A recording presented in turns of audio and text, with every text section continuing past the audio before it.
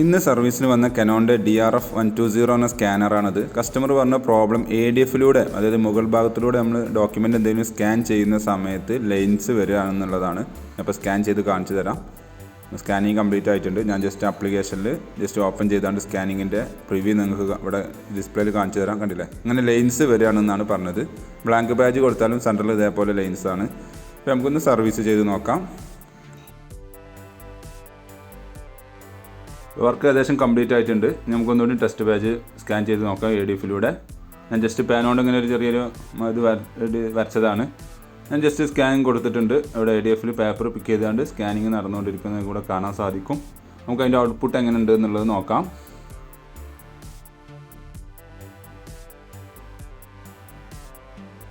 Yes, scanning complete ആയിട്ടുണ്ട്. നമുക്ക് അതിൻ്റെ ഔട്ട്പുട്ട് നോക്കാം. കണ്ടില്ലേ, ഇപ്പോൾ ലൈൻസ് കാര്യങ്ങളൊന്നും കാണാനില്ല ഇവിടെ. അപ്പോൾ കൂടുതൽ ഇതേപോലത്തെ ഇൻട്രസ്റ്റിംഗ് വീഡിയോകൾക്ക് ചാനൽ സബ്സ്ക്രൈബ് ചെയ്യുക, ഫോളോ ചെയ്യുക, കമൻറ്റ് ചെയ്യുക, ഷെയർ ചെയ്യുക. Okay, thank you.